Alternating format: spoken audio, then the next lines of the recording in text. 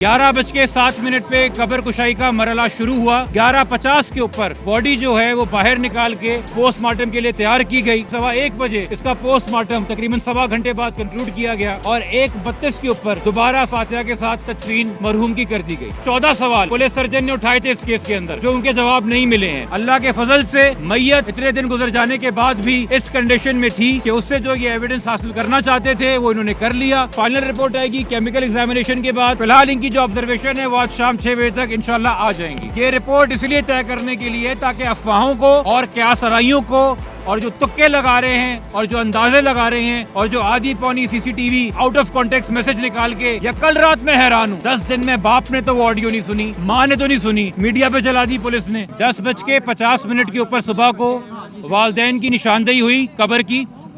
11:07 पे कब्र कुशाई का मरला शुरू हुआ। तकरीबन 11:50 के ऊपर बॉडी जो है वो बाहर निकाल के पोस्टमार्टम के लिए तैयार की गई। 12:15 बजे इसका पोस्टमार्टम 1:15 बजे इसका पोस्टमार्टम तकरीबन 1.25 घंटे बाद कंक्लूड किया गया और 1:32 के ऊपर दोबारा फातिहा के साथ तदफीन मरहूम की कर दी गई। हमें फ़िलहाल अभी इतना पता है कि आपको भी पता है कि कुछ कम से कम 14 सवाल पुलिस सर्जन ने उठाए थे इस केस के अंदर, जो उनके जवाब नहीं मिले हैं। तो हमें फ़िलहाल इतना पता है कि जो सवाल ये टीम लेके आई थी, इन टीम को अपने सवाल के जवाब मिल चुके हैं। अल्लाह के फजल से मैयत इतने दिन गुजर जाने के बाद भी इस कंडीशन में थी कि उससे जो ये एविडेंस हासिल करना चाहते थे वो इन्होंने कर लिया। अब वो एविडेंस क्या है, उसकी रोशनी के अंदर ये क्या कंक्लूड करेंगे, उसके लिए बोर्ड ने कहा है कि हमें आज शाम 6 बजे का टाइम दें, क्योंकि ये ऑटो एक्सपर्ट्स अपनी फाइंडिंग्स को कोरिलेट करेंगे और एक पहले इंटरिम रिपोर्ट जारी करेंगे।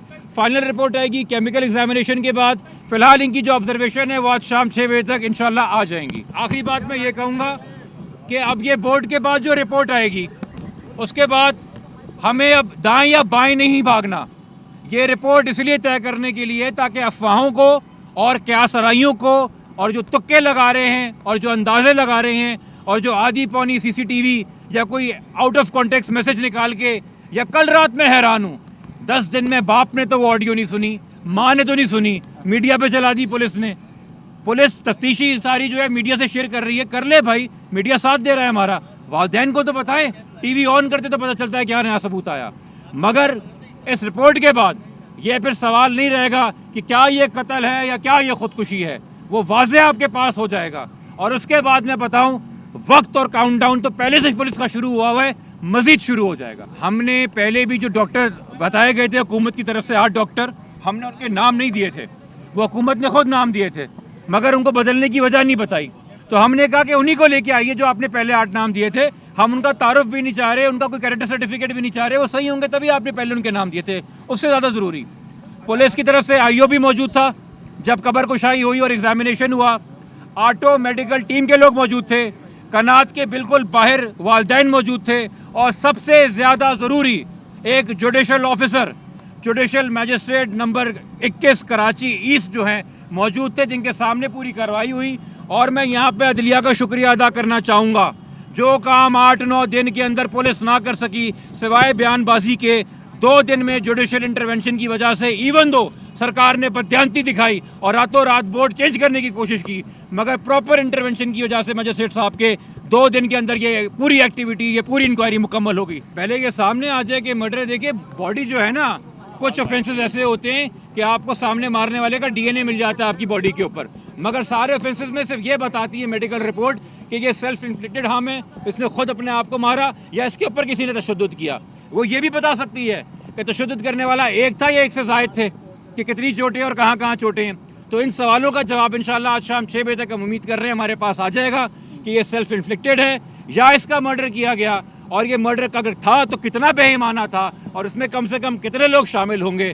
फिर अगेन मैं कहूँगा, ये इधर उधर की नैरेटिव और आधी पौनी और सटल हिंट्स कराना और 2 दिन रह गए ट्रेस करने के लिए, तो आज शाम अगर मेडिकल बोर्ड ने बता दिया कि ये मर्डर था और कत्ल था, तो फिर 2 दिन है, कातिल ले आइएगा आईजी साहब हमारे सामने, क्योंकि आप भी नहीं मीडिया को कहा था कि 2 दिन में खुलासा कर देंगे। कराची में एक इंतहाई अफसोसनाक वाक़या पेश आया। 25 साला नौजवान मीर रज़ा, जिसे जो है वो गोली मारकर कत्ल किया गया और लाश जो है गुलिस्तान जौहर की झाड़ियों से मिली। आज एक हफ़्ता गुजर चुका है, लेकिन इस केस का मौमा हल नहीं हो सका। पुलिस की जानिब से जो है अब तक ये नहीं बताया गया कि इस कत्ल की वजूहात क्या थी या वाक़या किस तरह से पेश आया, रज़ा वहाँ किस तरह पहुँचा या इसके पीछे कौन थे। आज एक हफ़्ता होने को है और इस वक्त हमारे साथ मौजूद हैं मीर रज़ा के वालिद। इनसे पूछेंगे कि सर, अब तक की तफ्तीश से आप जो है मुतमईन हैं, क्या चीज़ें सामने आई हैं, क्या हक़ाइक़ सामने आ रहे हैं? अस्सलाम वालेकुम जी। अच्छा जी, बात यह है कि कल तक जो था वो कुछ और नैरेटिव था। आज एक टीम बनी है जिसमें समीउल्लाह समरू साहब जो है SSP SIU और CIA वो उसको लीड कर रहे हैं। और आज वो ख़ुद आए थे हमारे पास और उन्होंने कहा कि मैं उसको पर्सनली देख रहा हूँ, मुझे 1-2 दिन दें तो मैं आपको इंशाल्लाह पिक्चर क्लियर करूँगा। बस हमारा बात इतनी है कि उनको भी चाहिए कि मेरे बच्चे के हवाले से कि ये सुसाइड नहीं है, ये ब्रूटली मर्डर है। इसकी अब वीडियोस भी आ गई कि रज़ा चलता हुआ जा रहा है, उसको वहाँ पर बंदों ने पकड़ा कॉर्नर पे, जो वीडियो में शो हो रहा है। इसके अलावा 3:38 है, 3:36 है, XYZ जो टाइमिंग है 29th मॉर्निंग की, उस पर रज़ा को फेंका जा रहा है। वहाँ पर वो 22 सेकंड बाइक खड़ी रही है। रज़ा की के हवाले से यही है कि अब इसको स्टिल जो है उनका जो फॉरेंसिक है वो रिपोर्ट जारी नहीं हुई। क्यों नहीं हो रही? ठीक है जी, वो उसको गन शूट ही बता रहे हैं, जबकि वो गन शूट नहीं है। उसकी आइज़ बाहर थी, उसके हाथ जलाए हुए थे, उसका फेस जला हुआ है और उसको बैक से गोली मारी गई है। ये क्यों इस तरह? स्टिल रिपोर्ट तो वैसे अब तक तो मुझे ख्याल है कि इस पे ब्रीफिंग प्रेस कॉन्फ्रेंस हो जानी चाहिए थी पुलिस की एंड से।